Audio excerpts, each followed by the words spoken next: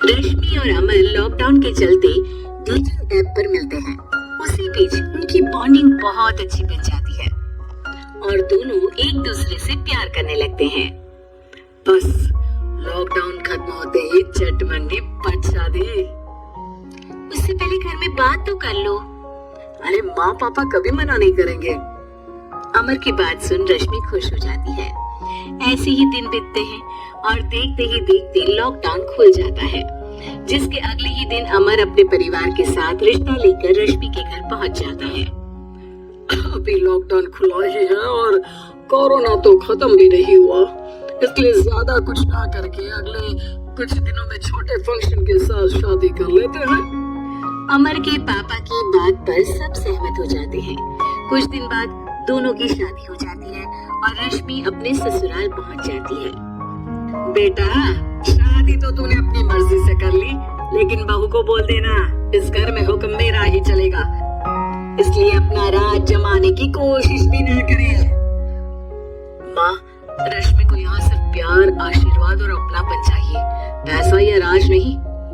बेटी की बात पर सास मुंह बनाए वहाँ से चली जाती है और अब वो हर रोज रश्मि को परेशान करना और ताने देना शुरू कर देती है। देखो, ये है आजकल की लड़की, इंटरनेट पर लड़कों से बातें करते हुए इन्हें शर्म भी नहीं आती, और यहाँ तो देखो कितनी सीधी सुशील बनकर दिखा रही है।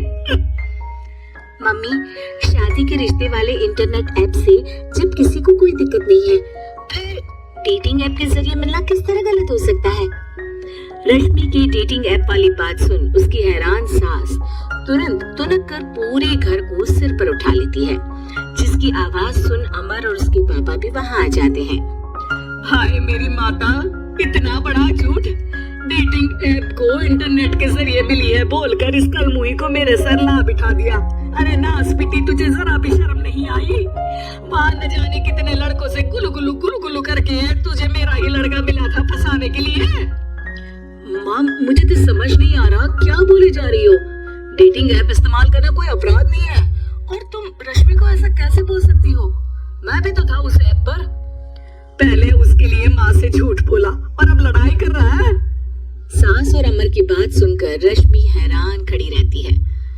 अमर, तुमने घर में झूठ क्यों बोला? ये सब देख रही हो ना, इसी की वजह से झूठ बोलना पड़ा। एक तरफ अमर और रश्मि की ये बात चल रही होती है, वहीं दूसरी तरफ सास का नॉन स्टॉप क्लेश सबको परेशान कर देता है। सब एकदम चुप, जो हुआ सो हुआ, अब मुझे कुछ ना सुनाई दे। पति की बात सुन सास चुप होकर वहाँ से चली जाती है, लेकिन अब वो रश्मि के सिर दुनिया भर के सारे काम डालकर उसका जीना पहले से भी ज्यादा मुश्किल कर देती है। मम्मी, मैं आपका गुस्सा समझ सकती हूँ, आपको जो करना है कर लीजिए, मैं कभी कुछ नहीं बोलूंगी। उम्मीद है किसी दिन तो आपका गुस्सा शांत होगा और नफरत प्यार में बदलेगी। रश्मि की अच्छाई को उसका नाटक समझकर सास गुस्से के 7वें आसमान पर चढ़ जाती है और उसी शाम रश्मि को नीचा दिखाने के लिए अपनी सहेलियों को घर बुलाकर उसकी बुराइयां करने लगती है। अरे कौशल्या, क्या बताऊं, आजकल के बच्चे ना बहुत एडवांस हो गए हैं। पहले रिश्ते घर परिवार वाले सब देख परख के कराते थे, और अब ये लोग खुद न जाने कहां कहां मिलकर खुद ही सब कुछ पक्का करके हमें बता देते हैं। लड़की का कैसा दिन धर्म, कैसा ईमान, कैसा चरित्र, कुछ नहीं पता, बस प्यार किया और घर लाकर बिठा देते हैं। अरे ऐसा क्यों बोलती हो?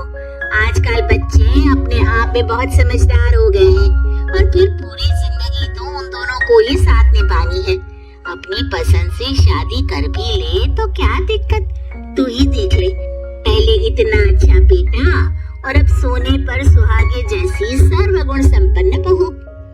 और पता है, अभी कुछ दिन पहले मेरी बेटी ने मुझे डेटिंग ऐप के बारे में बताया, जहाँ लड़का लड़की अपने पसंद से अपने आप एक दूसरे को चुन लेते हैं, और फिर अगर सब सही रहता है तो बात आगे भी बढ़ जाती है।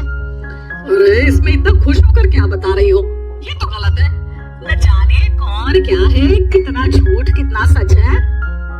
अरे पर सोचो, जब तुम किसी के बताए रिश्ते को देखने जाते हो तो क्या एक ही बार देखने से सच झूठ का पता लगा सकती हो?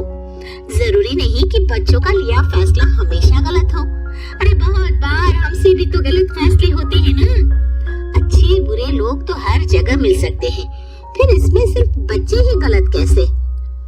सहेलियों की बात सुन सास सोच में पड़ जाती है और इसी तरह कुछ दिन बीत जाते हैं जिसमें ना तो वो रश्मि को परेशान करती है और ना ही कोई ताना सुनाती है, जिसे देख रश्मि परेशान हो जाती है।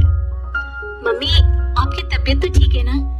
कुछ दिनों से देख रही हूँ आप मुझे कुछ बोलती ही नहीं। तो मेरा परेशान करना ज्यादा अच्छा लगता है क्या? नहीं, आपकी शांति उससे ज्यादा परेशान कर रही है।